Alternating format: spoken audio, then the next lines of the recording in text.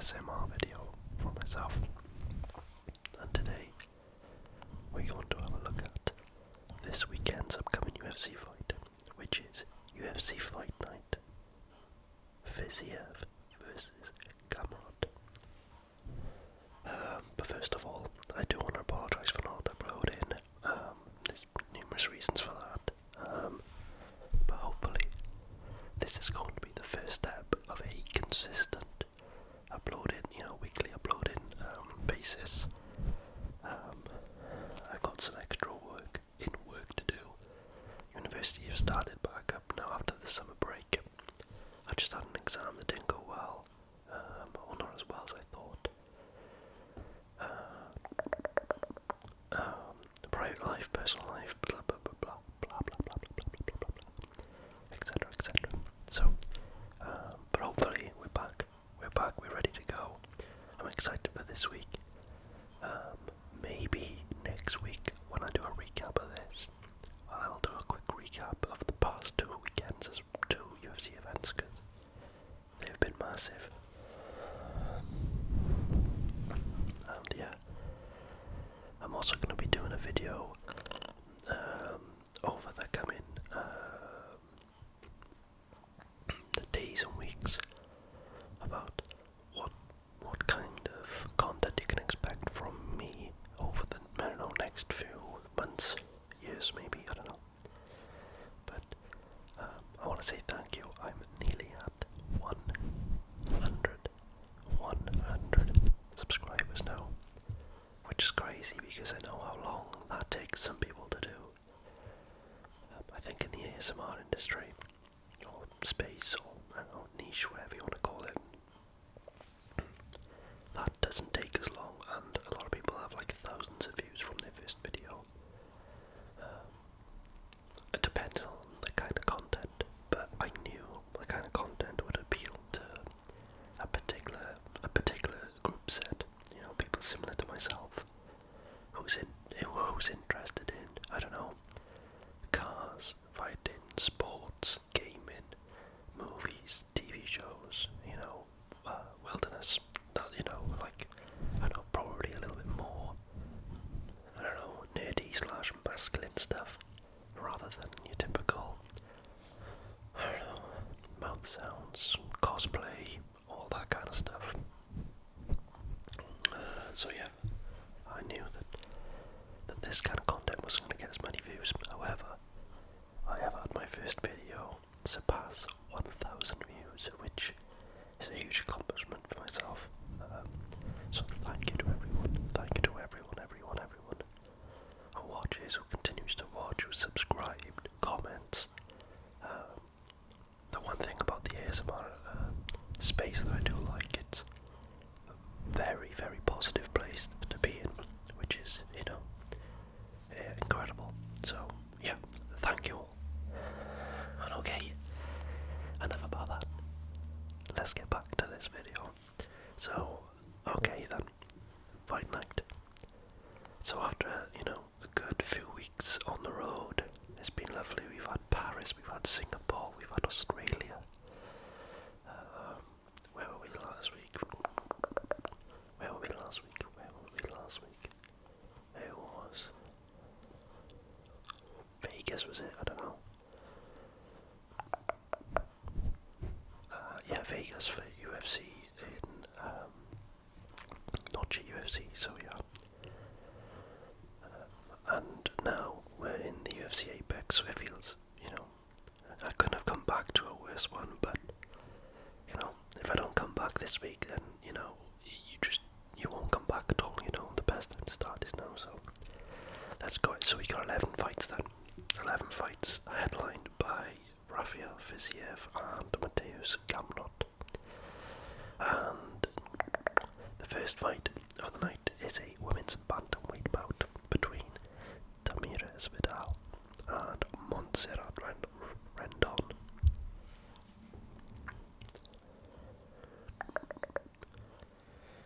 So, Tamires Vidal, as you can see, from Brazil. She actually fights out of Brazil as well, out of Rio de Janeiro. And she's had a single fight in the UFC, which she did win. So she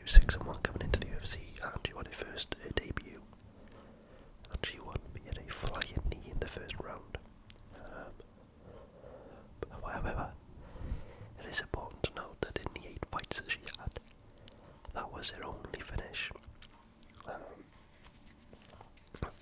On Tapology, she is currently ranked as the 12th best female bantamweight on earth. I don't know how that is, but that's what she's ranked. Maybe it's regional, like a regional thing, I don't know, but that's what she's ranked. On the other hand, we have Montserrat Rendon. As you can see, there's no picture there. She's 5-0. She's never been in the UFC. This will be her first fight in the UFC. She's fighting out of Mexico. And in the 5 fights, none of these have been finishes. All 5 wins have gone to decision.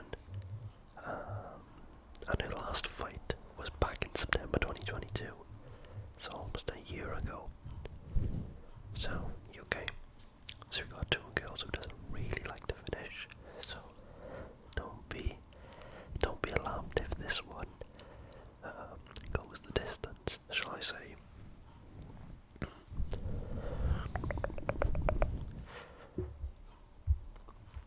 Yeah. Okay. Oh yes, that was her first KO, not first finish, sorry. So first KO. Okay.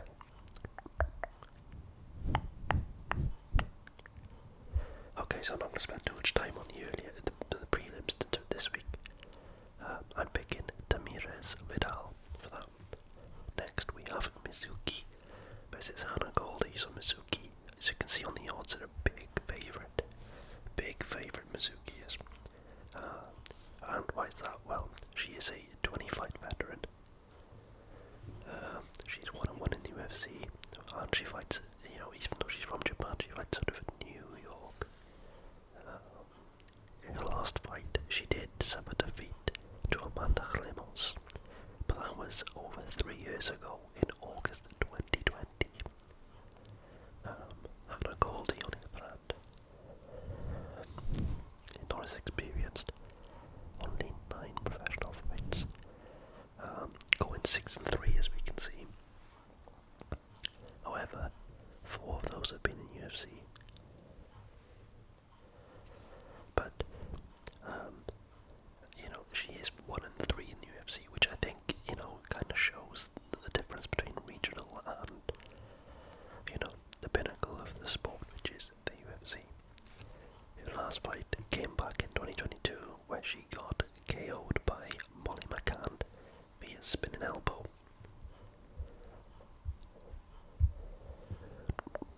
See that Mizuki likes to go for submission a lot. Okay, so both land, 5 per minute. Mizuki does absorb a bit more as well.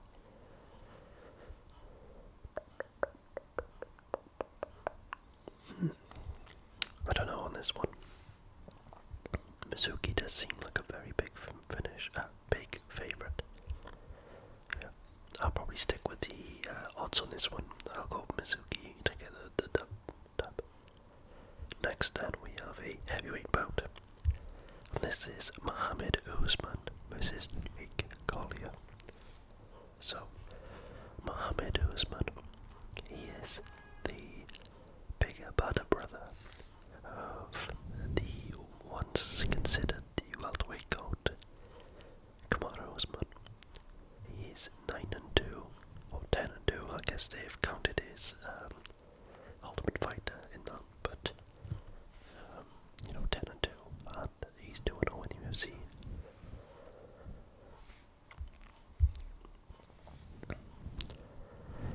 He has a 66% winning rate with 4 TKOs and 2 submissions. His last his last fight was a win against UFC heavyweight prospect Junior Taffer, who fought not long ago. And he's gone up against Jake Collier. Jake Collier's had 22 professional fights, and he's 5-8 in the UFC. He's currently on a 3-fight loss streak, with defeats against Andrei Arlovski, Chris Barnett, and most recently Martin Buday. However, he's been in the UFC for a long time. He's been in the UFC since 2014.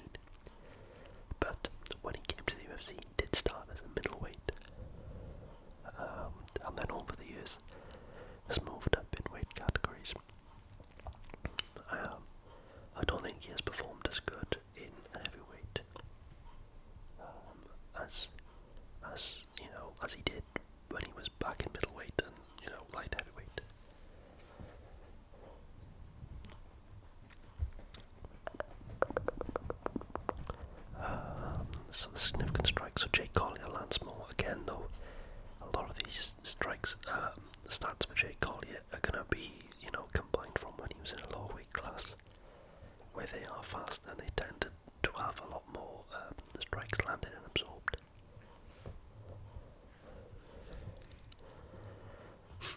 I'm gonna go Mohammed Usman on this one. I think he's gonna wrestle Jake Collier. We have a middleweight bout between Jacob Malkoun and Cody Brundage.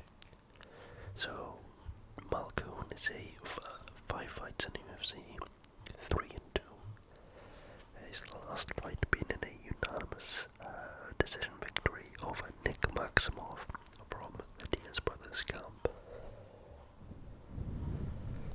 All of his wins in the UFC have been via unanimous decision.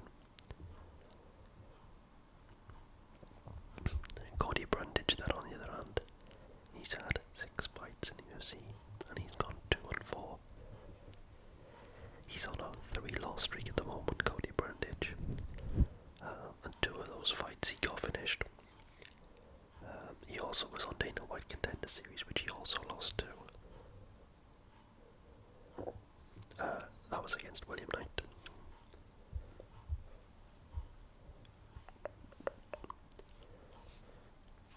As you can see, Malkoun does like to go to the decision, whereas Cody Brundage is a bit more of a finisher.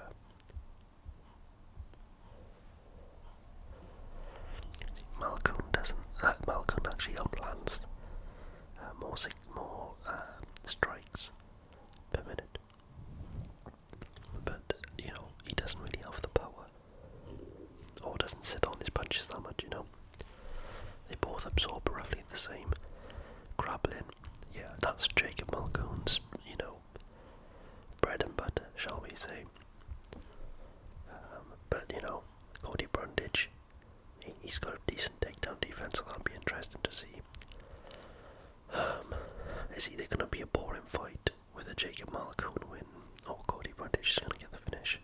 I'm hoping for the finish. I'm going to go for Cody Brundage. Next then, we have Tim Means and Andre Fialho. So Tim Means is a 48 fight veteran. That's crazy. Look at that, 32 wins, 15 losses, 1 draw. 27 of his fights have been in the UFC. He is though also on a 3-loss streak, which have been against Kevin Holland, Max Griffin and Alex Morono. So they're all, top 20 in, top 20, top 25 in the welterweight division, so it's against the, higher echelon of the division. Andre Fialho, on the other hand, is 2-4 in UFC, but he's also on a 3-loss streak as well, with his latest loss being a head kick KO against Joaquin Buckley. However, look at the win by percentage-wise.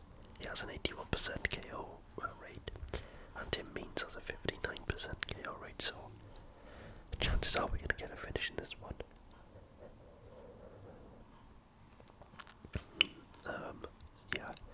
And I think he has a 71% KO rate for his losses. So he's, get the finish or be finished kind of guy. And we love that in the UFC. So yeah, I'm going to pick for this fight. It does not go the distance. And if I have to pick someone, probably Fialho. I think Tim Means, all them fights, they do add up. So yeah, Andre Fialho to get the win. That'll be a finish. Next, we move on to Dan Arguleta versus Miles Johns.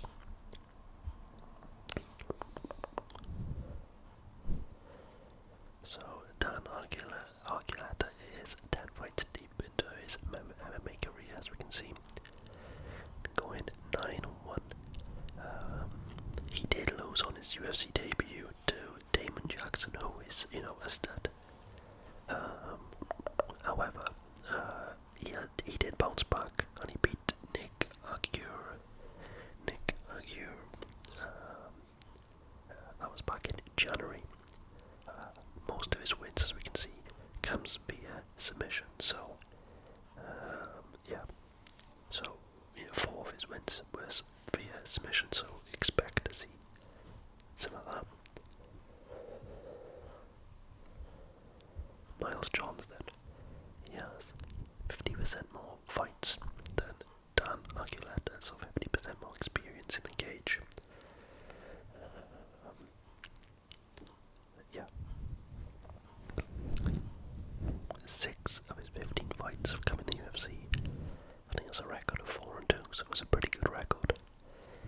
most recent fight was a unanimous win over Vince Morales back in 2021.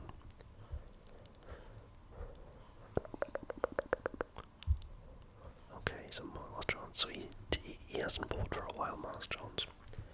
Dan Argueta fought more recently. Yeah. Okay, so Miles Johns got a decent takedown defense. It'd be interesting to see, because you can, yeah, defense, Miles Johns is better as well.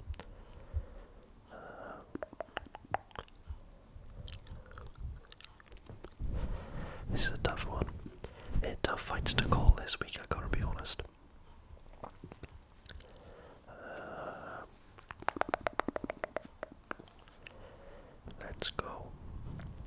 Let's go with Miles John. Miles John. And that is your prelims done. Okay. So, the first fight of the main card is a featherweight bout between Ricardo Ramos and Charles Jourdain. This is a good fight. So Jourdain is a slight favourite. Ricardo Ramos is fighting out of Sao Paulo, Brazil. And he's 16-4. 10 of those fights being in the UFC, going in 7-3. His last fight come back in June 2022, where he beat Danny Chavez in the first round via TKO. Charles Jourdain, on the other hand, he's an 11-fight UFC veteran, going 5-5 with 1 draw.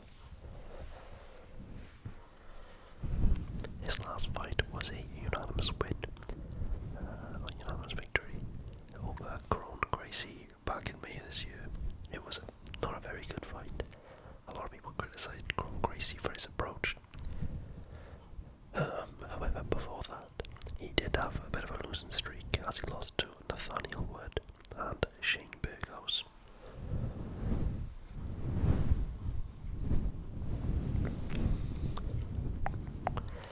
So these are similar in height. Ramos does have a reach advantage. Look at the win percentage ratio. So, okay, both of them doesn't like to go to decision too much. Charles Jourdain does have a very good KO/TKO ratio. Significant strikes wise, Charles Jourdain lands more. Both absorb roughly the same. Grappling aspect, again being Brazilian.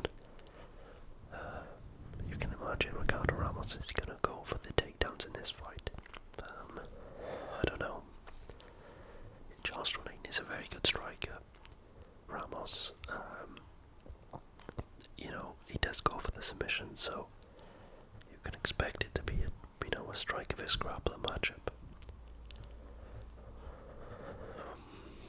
I'm a bigger fan of the strikers, so I'm gonna go with Charles Jourdain to get the victory on this one.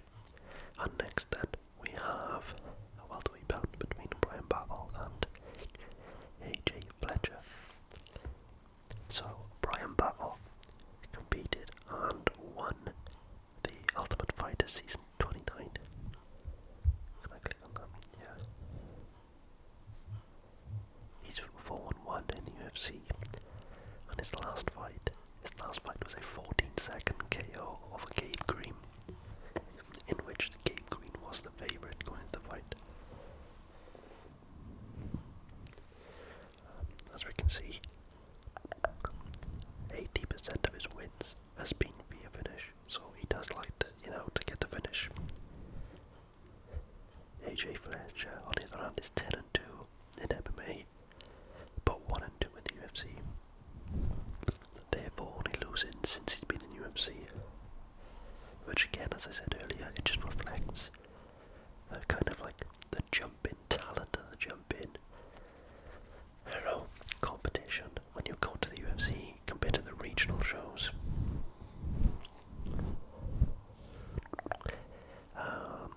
He did earn his place in the UFC thanks to the Dana White Contender Series, where he did win that bout with a flying knee KO in the first round.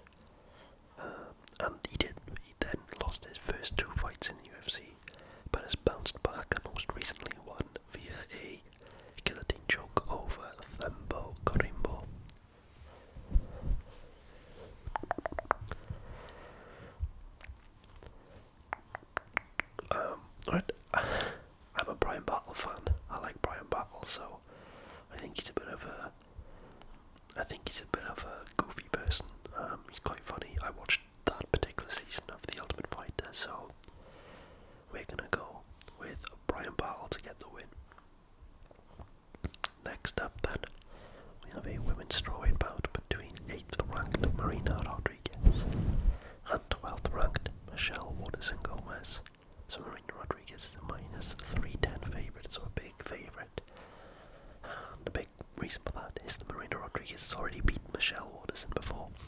So, Marina Rodriguez has 11 fights in the UFC, going 6-3 and 2 draws in that. She has some good notable wins as well, Marina Rodriguez. She has wins over the likes of Mackenzie Dern, Amanda Ribas, Yan Xiaonan, who's looking like she'll be fighting for the belt next, and an already win over Michelle Waterson. Michelle Waterson, though, she's 13 fights in the UFC, going 6-7, so she's very experienced in the UFC. Currently ranked 12th, we've seen.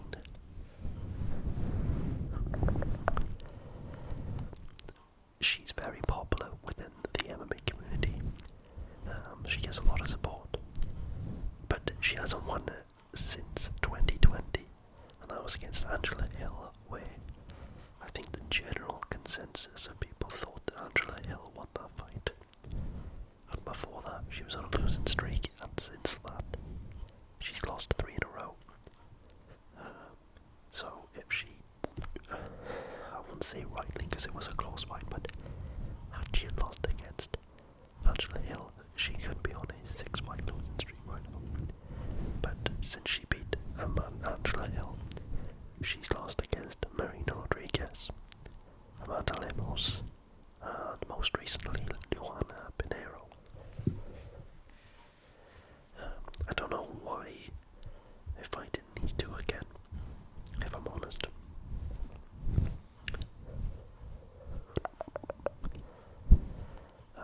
Yeah, I don't know why I'm looking at these. I'm picking Marina Rodriguez to win this one. Yeah, I'm just picking Marina Rodriguez for this. Okay, so the co-main event of the evening then is 10th ranked Bryce Mitchell against 12th ranked Danny Gay. Okay, so Bryce Mitchell has only lost once, oh no, twice. He's lost once in the UFC, and that came against his last fight, which was against Ilia Topuria, in which he lost in the second round via triangle. He has since come out, particularly this week, and after the fight, but particularly this week, and said that he was ill on the day, wasn't feeling himself, and he was injured going into the fight. Before that, though, he was rocking a 15-fight win streak, along with the only person in the UFC with camel shorts, Danny Gay. Then 14 fights in the UFC, 9 of those have been victories. He's currently on a 2-fight win streak over Nate Landwehr and Damon Jackson. Which is good for Danny Gay because he was rocking a 3-fight win streak before that. However, the one thing you would say with Danny Gay is he's only ever faced top competition. He's been face to face with the likes of Josh Emmett, the Korean Zombie, Calvin Kattar, Edson Barboza, and more. Like we've mentioned, Nate Landwehr and Damon Jackson, so, he's fought the who's who pretty much in the featherweight division. He's like a solid 5 to 10th ranked consistently. He can't quite make it past the 5th rank, pretty much, but he's a very talented fighter and got an extreme heart on him. So Bryce Mitchell does have a 3-inch advantage over Danny Gay. Bryce Mitchell does get a lot of finishes via sub. Both of them go to decision about 40% of the time. Bryce Mitchell is very much more of a grappler, wrestler, and jiu-jitsu. Danny Gay's takedown defense that needs to be better against Bryce Mitchell. But also, Bryce Mitchell, even though he doesn't absorb much, Ilia Topuria showed out to beat him, very much of a pressure him, get him on the back foot. And, sounds easy to say, but you know, like, get rid of his face and bully him a little bit. Because he's not a striker. So it'll be interesting to see the difference in Bryce Mitchell this weekend compared to his last fight, because Ilia Topuria destroyed him last time.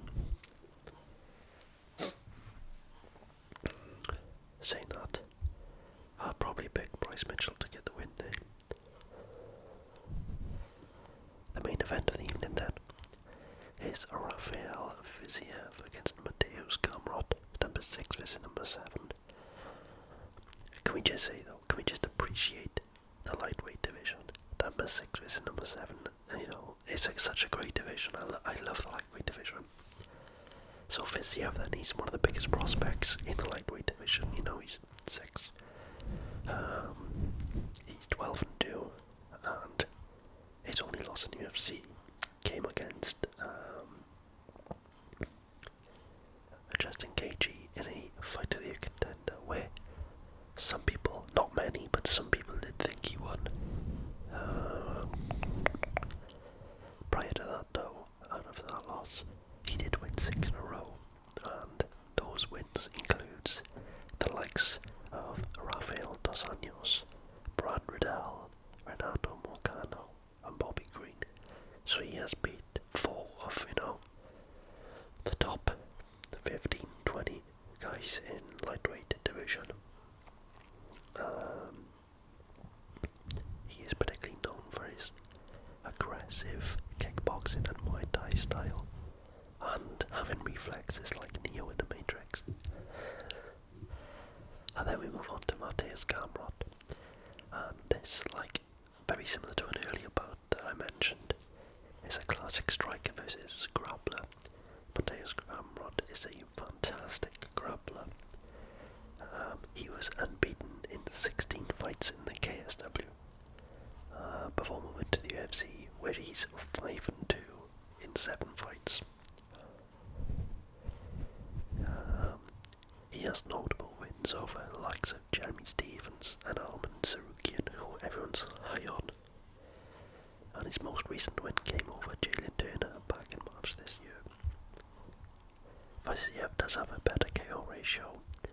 Gamrot just likes to get the job done, you know. Fiziev lands more strikes. Yeah, Fiziev, you cringe for the other guy when he throws, because he throws with such force and such speed. But Fiziev does also absorb more. So in terms of land to absorb, they're very similar in terms of percentage. Grappling though, Mateusz Gamrot has a very good grappling game.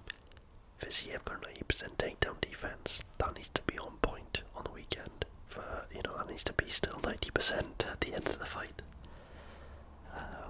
Because if you're down on the ground, Gamrot can make it ugly down there and keep you down there. Like I said, he doesn't finish very much, but he knows how to control a fight and to get a win. Also, apologies, I always sound like I'm bunged up in my videos. That's probably because I am, but you know, yeah, I'm trying to get that sorted. But yes, I'm probably picking, I don't know, it's an hard fight to pick. I think Gamrot's really, really good. His grappling game. But I thought Fiziev was going to beat Justin Gaethje, and I'm pretty sure, first watching it, I thought he did beat Justin Gaethje. I'm going to pick Fiziev. I know I got some Polish roots, well, not roots, but Polish family, and I shouldn't pick against them. But I generally think Fiziev, if he can get some of his grappling down and it like a bit more, you know, MMA fight nows. He needs a bit more of MMA fight nows, I think.